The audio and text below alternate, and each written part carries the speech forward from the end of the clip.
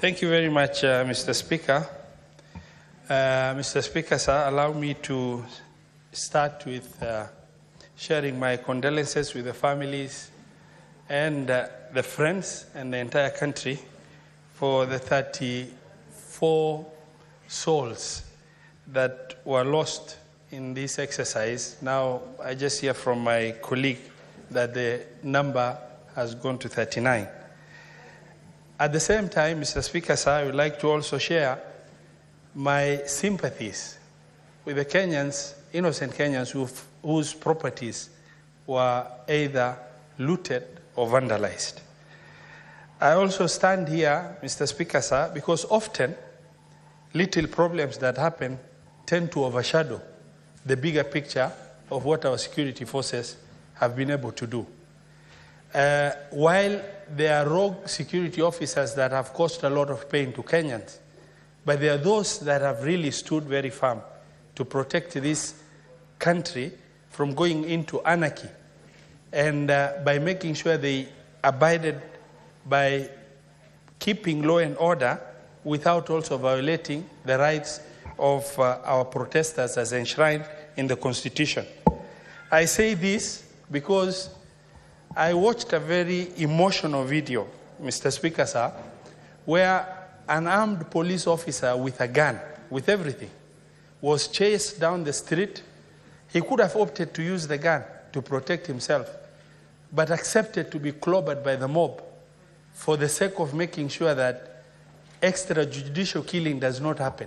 And we have such security officers that we must have, applaud and also share our sympathies with them for doing an excellent job. Mr. Speaker, sir, allow me to also congratulate Generation Z for their unprecedented success in this country. And what they have achieved over a few days is going to go down the democratic space of this country as an indelible mark in the nation, Kenya, for many years to come. Mr. Speaker, sir, for many people, maybe understanding the plight of Gen Z was a very difficult issue. I have a daughter who is in Form 2, Mr. Speaker, and I was away. I called. She was in midterm break, and I called to say bye-bye because she was going back to school. And the only question she asked me, Baba, can I ask you something? Are you supporting the finance bill? And she's in a boarding school. And I told her, no, Baba, I'm not supporting. And she said, had you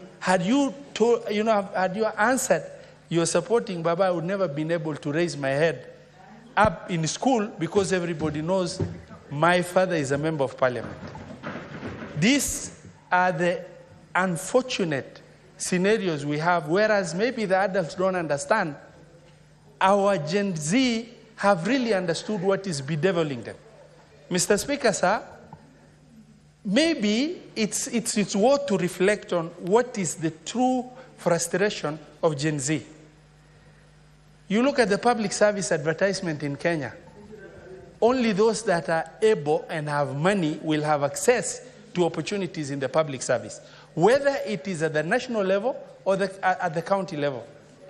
Now you have children going to school and going through the most levels of higher education, but with zero hope of getting employed. Then they look at the budget of the nation and they try and comb through the budget to see if there is only hope contained in that budget that is going to really help them out, and they see nothing. And they see an opportunity that oppresses more in the finance bill, and that has boiled into a situation where they had taken the matters into their hand. Madam Speaker, sorry, I did not notice the seat has changed. Madam Speaker, while I congratulate Gen Z for exercising their right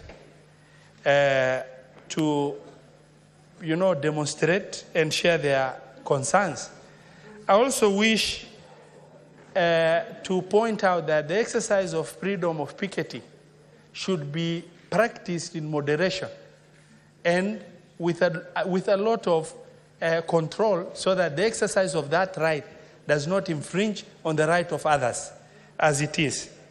Madam Speaker, true wisdom lies in recognizing that smart people do not invite anarchy upon themselves, but rather find every little opportunity for them to fight anarchy. I was fortunate or unfortunate enough to have had experience in my past life as a pilot, to have worked with the UN agencies in more than 10 devastated countries. And that is, name them: South Sudan under Operation Lifeline Sudan, North Sudan, Darfur section, Central African Republic, Chad, Somalia, Afghanistan, Congo, Liberia, among others. And I've seen real life what anarchy means in terms of the level of devastation, the level of suffering, the level of human suffering mothers, women, and children undergo, for you to be able to imagine that this country can easily be allowed to go into anarchy. It is extremely important as leaders, and I want to take this opportunity at this juncture to really immensely appreciate the efforts of the House leadership, particularly the majority leader and the minority leader, for this bipartisan approach, for us to be able to do moments of sincere self-reflection as leaders in this country, and also as the moment that has really awoken, the true humbleness in the leadership as it is.